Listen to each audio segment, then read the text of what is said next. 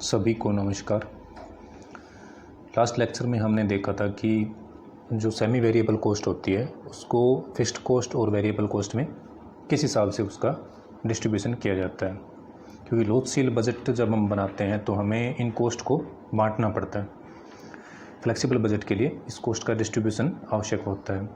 तो आज हम अध्ययन करेंगे लोचशील बजट बनाने की विधियों का, यानी फ्लेक्सिबल बजट जो है उनके बनाने के मेथड्स कौन कौन से हैं। तो आइए स्टार्ट करते हैं आज का tutorial, methods of preparing flexible budget. मुख्य रूप से जो इसकी विधियां हैं वो 3 बताई गई हैं। पहली है मल्टी एक्टिविटी मेथड, बहुक्रियाशीलता विधि।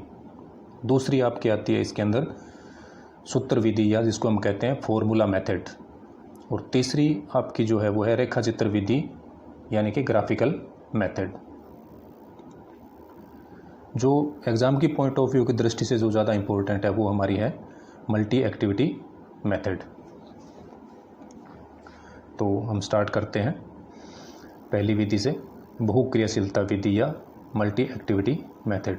इसके अंदर क्या किया जाता है कि क्रियाशीलता के अलग अलग स्तर पर, क्योंकि हम बजट कौन सा बना रहे हैं, फ्लेक्सिबल बजट। और फ्लेक्सिबल बजट होता है क्या है, क्रियाशीलता के अलग अलग स्तर के लिए हमें कोई एक स्तर के डाटा दिए होते हैं। वो परसेंटेज कुछ भी हो सकता है, 10%, 20%, 30%, 50%। उस जो डाटा दिया उसके आधार पे हमें अलग अलग जो क्रियाशीलता के स्तर हैं उसके आधार पे हमें उनका बजट बनाना होता है। यानी कि जो अलग अलग जो उत्पादन लागतें होती है उनको हम क्या करेंगे, परिवर्तनशील, अर्धपरिवर्तनशील और स्थिर लागत के रूप में वर्गीकृत करके हम उनको बनाएंगे। इसमें दोनों विधियों से बनाया जा सकता है कि लागतें हमें 3 दी होंगी, फिक्स्ड कॉस्ट, वेरिएबल कॉस्ट और सेमी वेरिएबल कॉस्ट। हम इसको तीनों को अलग अलग मान के उसके आधार पे बजट तैयार कर सकते हैं। और दूसरे मेथड में हम क्या कर सकते हैं, इसी के अंदर की जो सेमी वेरिएबल कॉस्ट है उसको हमने जो पीछे वाले जो वीडियो लेक्चर था आपका उसमें आपने देखा था कि कैसे उसका डिस्ट्रीब्यूशन किया जाता है वेरिएबल और फिक्स्ड में।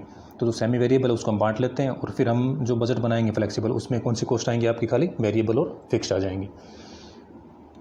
तो जब हम इनका डिस्ट्रीब्यूशन कर लेते हैं लागतों का, तो फिर इनमें से किसी भी एक आधार पर इनको विभाजित करके फिर स्थिर लागत में और परिवर्तनशील लागत के अंश को हम अलग अलग लिख के उसके आधार पर इसका क्या कर लेते हैं, बजट का निर्माण करते हैं।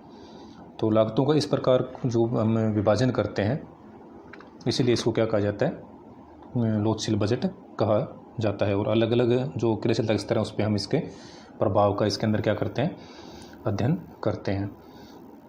यहाँ नीचे आपको इसका एक परफॉर्मा दिया गया है जिसके अंदर तीनों लागत के आधार पर इसको बताया गया है। सबसे पहले हम क्या करते हैं कि वेरिएबल कॉस्ट लिख लेंगे। वेरिएबल कॉस्ट में आपका डायरेक्ट मटेरियल, डायरेक्ट लेबर और डायरेक्ट वेजेस आता है, या फिर कुछ अदर आपको प्राइम कॉस्ट के रूप में जैसे कोई वेरिएबल कॉस्ट दे रखी हो तो आप उसको इसके अंदर लिख सकते हैं। सवाल के अंदर ये चीज़ें आपको दी हुई होंगी। ये आपको टोटल के रूप में दी हो सकती हैं, प्रति इकाई के रूप में दी हो सकती हैं। तो हम इसको आसानी से वहाँ अपने न्यूमेरिकल जो सवाल होगा हम उसके अंदर इसको पुट करके देख सकते हैं। फिर इसमें आगे चलते हैं तो आपको जो बजट बनाना है उसी परफॉर्मे के आधार पर बनाना है। फिर आपकी आती है सेमी वेरिएबल कॉस्ट। तो सेमी वेरिएबल कॉस्ट में आपके उसके अंदर लेबर पे हो सकती है, मेंटेनेंस की हो सकती है, या इनडायरेक्ट मटेरियल हो सकता है, या अदर हो सकता है। किसी भी एक हेड के अंदर या सभी हेड के अंदर आपको सेमी वेरिएबल कॉस्ट जो है वो सवाल के अंदर दी हुई होगी। अब तीसरी लागत आपकी आती है फिक्स्ड कॉस्ट। तो फिक्स्ड कॉस्ट मोस्टली कौन से होते हैं, जैसे रेंट हो गया, टैक्स हो गया, डेप्रिसिएशन हो गया, ये सारी चीज़ें क्या होती हैं, फिक्स्ड कॉस्ट होती हैं। तो ये सवाल के अंदर आपको टोटल के रूप में दी हुई होंगी। टोटल में भी हो सकती है और प्रति इकाई भी आपको ये दे सकते हैं निकाल के। तो आप उसके टोटल प्रोडक्शन के लेवल पे हम इसको निकाल लेंगे। तो ये तो था कि इस मेथड को हम कर सकते हैं इस आधार पे कि सेमी वेरिएबल को हमने अलग से इसके अंदर शो कर दिया। दूसरा मेथड जो हमने इसको बांटने का तरीका निकाला था कि सीधी हमें नहीं दे रखी हो सेमी वेरिएबल, कुछ पार्ट दे रखा हो सेमी वेरिएबल का, बता रखो कि वेरिएबल है, सेमी वेरिएबल का कुछ पार्ट फिक्स्ड बता रखो।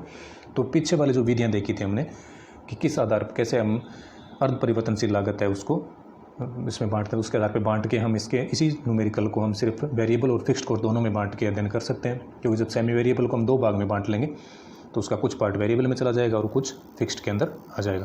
तो इसी सवाल के अंदर सिर्फ ए और सी 2 ही पॉइंट बनेंगे। बी पॉइंट इसका डिस्ट्रीब्यूशन किस में होगा, ए में और सी पॉइंट में होगा। अब हम आगे चलते हैं। तो जो तीनों लागतें हमने अभी देखी है तो ये हमारी क्या होगी, टोटल कॉस्ट ऑफ प्रोडक्शन। जितनी हमारी प्रोडक्शन कॉस्ट है वो आ जाएगी ABC। अब सवाल में हमें दो चीज़ें दी हो सकती हैं, या तो हमें प्रॉफिट दे रखा होगा या सेल्स दे रखी होगी। सपोज दैट हमें सेल्स दे रखी है, तो हमारे पास क्या है, प्रोडक्शन की कॉस्ट है। तो हमारे पास जो प्रोडक्शन की कॉस्ट है और हमें प्रॉफिट निकालना है, तो हम क्या करेंगे, सेल्स में से क्या करेंगे, कॉस्ट ऑफ प्रोडक्शन लेस कर देंगे। जैसे कि F पॉइंट में आपको यहाँ दे रखा है कि sales is equal to D+E। तो और प्रॉफिट हमें निकालना है, तो हम क्या करेंगे, F-D, यानी F क्या है, आपकी सेल्स है, और D आपका क्या, कॉस्ट ऑफ प्रोडक्शन है। तो जैसे हमें प्रॉफिट निकालना है, सवाल में नहीं दे रखा है, तो हम क्या करेंगे, सेल्स में से टोटल जो प्रोडक्शन कॉस्ट है वो लेस करेंगे, हमारे पास प्रॉफिट आ जाएगा। दूसरा में सवाल में क्या दिया होता है, कभी प्रॉफिट दे रखा होगा, तो हम क्या करेंगे, टोटल प्रोडक्शन कॉस्ट हमें दे रखी है, प्रॉफिट हमें दे रखा है, तो हमें क्या निकालना है, सेल्स निकालना है। तो सेल्स कैसे निकलेगा, कॉस्ट ऑफ प्रोडक्शन में हम कुछ लाभ का हिस्सा करके फिर उसको बेचते हैं, तो उसमें क्या करेंगे, हम प्रोडक्शन कॉस्ट में प्रॉफिट को ऐड करेंगे, तो हमारे पास क्या आ जाएगा, सेल्स निकल कर आ जाएगा। तो इस प्रकार हम इसको क्या कर सकते हैं, जो फ्लेक्सिबल बजट है उसको बना सकते हैं। अब इस सवाल में यहाँ पे देखो आपको दे रखा है कि प्रोडक्शन कैपेसिटी और लेवल ऑफ एक्टिविटी 50%, 80%, 100%, ये आपको सवाल के अंदर पूछा जाएगा। किसी एक लेवल के आपको डाटा दिए होंगे, वो 50% के हो सकते हैं।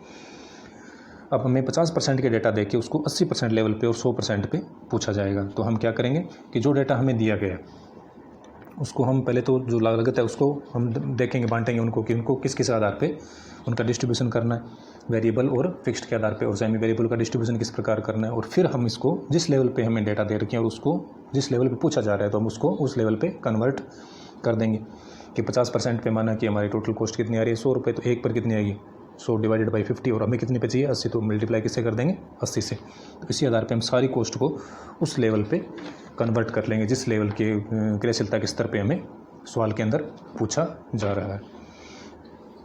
अब इसमें दूसरी जो विधि आती है आपकी, वो आती है सूत्र विधि या फॉर्मूला मेथड। सूत्र विधि के अंदर क्या है कि इसमें आपको एक फॉर्मूला दिया गया है, इसको बजट कॉस्ट अलाउंस मेथड भी कहा जाता है।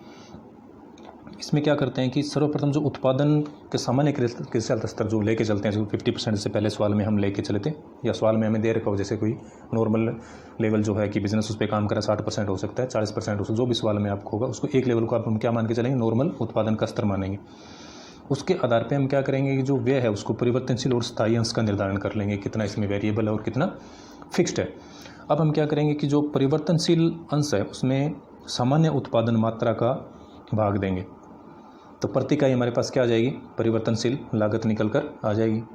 कि हमारे ने क्या लिया, सबसे पहले कि एक नॉर्मल लेवल प्रोडक्शन का ले लिया, उस पर हमने देखा कि इसमें कितना हिस्सा परिवर्तनशील है और कितना स्थायी है, उसका निर्धारण कर लिया। अब जो परिवर्तनशील हिस्सा हमारे पास है उसके अंदर हम क्या करेंगे, उत्पादन की मात्रा का भाग देंगे। तो हमारे पास क्या था, टोटल परिवर्तनशील लागत का पार्ट था और हमारे पास कुल उत्पादन है। जब हम कुल परिवर्तनशील लागत में उत्पादन का भाग देंगे तो क्या निकल के आ जाएगा, हमारे पास प्रति इकाई परिवर्तनशील लागत आ जाएगी।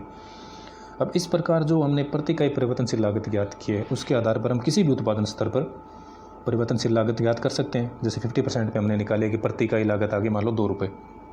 अब हमें 80% पे निकालना, तो हम सबसे पहले क्या देखेंगे कि 80% पे कुल उत्पादन कितना है।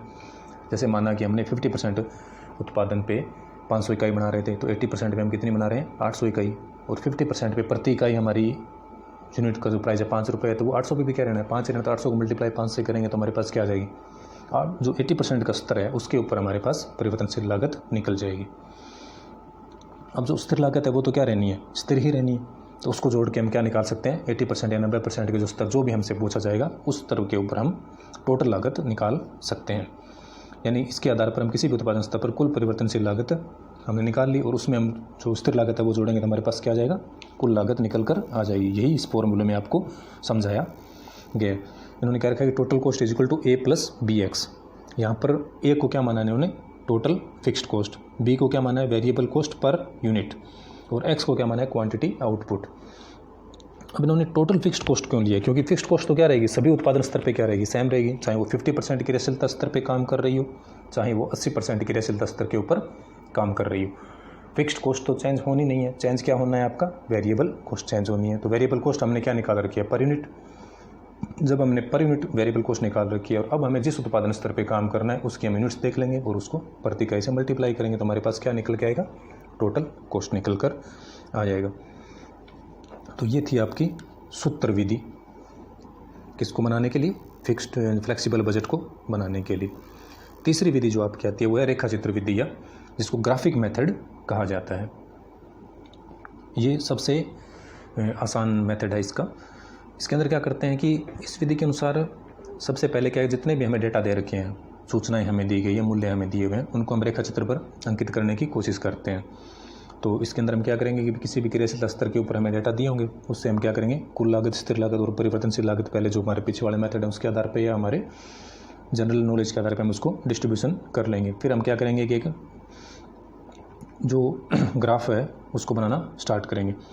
लागतों को हमने बांट लिया, क्रियाशीलता स्तर का हमने निर्धारण कर लिया कि कैसे कैसे उत्पादन बढ़ाना है। अब हम क्या करेंगे, एक रेखा चित्र के ऊपर इनका निर्धारण करेंगे, जिसमें हम क्या करेंगे, जो हमारा एक्स एक्स है उसके ऊपर हम क्रियाशीलता स्तर या प्रोडक्शन का जो लेवल हमें लेना है, जैसे 50%, 80%, 90%, या यूनिट्स के अंदर हमें उत्पादन दिया हुआ है 10 इकाई, 20 इकाई, 50 इकाई, 100 इकाई, इस हिसाब से जो समतल एक्स है वो एक्स, उसके ऊपर हम क्या लेंगे, क्रियाशीलता के स्तर लेंगे। और जो हमारा लंबवत अक्ष है उसके ऊपर हम किसको दिखाएंगे, जो लागतें हैं कौन कौन सी, स्थिर लागत, परिवर्तनशील लागत, उनको कुल लागत उसको हम दिखाएंगे। जैसे कि हम इसको अपने ग्राफ में देखते हैं, जैसे कि आपको दे रखा है कि हमने क्या बताया कि जो लेवल ऑफ एक्टिविटी है उसको हम कहाँ लेंगे, वो एक्स, जो हमारा समतल एक्स है उसके ऊपर जैसे उत्पादन के स्तर आपको बता रखे हैं 2000, 4000, 6000, 8000, 10000। और जो लंबवत अक्ष है उसके ऊपर हमने क्या लिया, कोस्ट के अंदर हमारी कौन कौन से हो सकते हैं, कुल लागत, स्थिर लागत और परिवर्तनशील लागत। अब आप इस ग्राफ में देखिए कि जो टोटल कॉस्ट है वो स्टार्ट हो रही है 2 के पॉइंट से और जा रही है आपकी 15 तक। इस तरह वेरिएबल कॉस्ट जो 0 से स्टार्ट हो रही है और जा रही है 13.73 तक, जैसे जैसे प्रोडक्शन का लेवल बढ़ रहा है। और जो इस पर इन्होंने लिखा नहीं है, ये आपकी फिक्स्ड कॉस्ट जो 2 से स्टार्ट हो रही है और आपकी जा रही है 1.77 तक, जो इन्होंने बता रखी है। 2 से थोड़ा नीचे स्टार्ट हो रही है, 1.7 से स्टार्ट हो रही है और 1.7 तक ये जा रही है। अब आप एक चीज़ समझने की कोशिश करो इसके अंदर कि स्थिर लागत है ये कहाँ से स्टार्ट हो रही है, 0 जब उत्पादन है तब भी कितनी है ये 1.77। ये क्यों है, क्योंकि स्थिर लागत अगर उत्पादन बंद भी हो जाएगा तो भी स्थिर लागत क्या है, विद्यमान रहती है। 0 प्रोडक्शन पे भी क्या रहेगी, विद्यमान रहेगी, क्योंकि जैसे आपका फैक्ट्री का रेंट है, आपका टैक्स है, तो ये चीज़ें क्या है, स्थिर है, चाहे आप उत्पादन करें या ना करें आपको इनका भुगतान करना ही पड़ता है। अब हम देखते हैं कि वेरिएबल कॉस्ट 0 उत्पादन पे कितनी है, 0 है, और जब मैक्सिमम उत्पादन 10,000 हो रहा है तो वो है 13.73।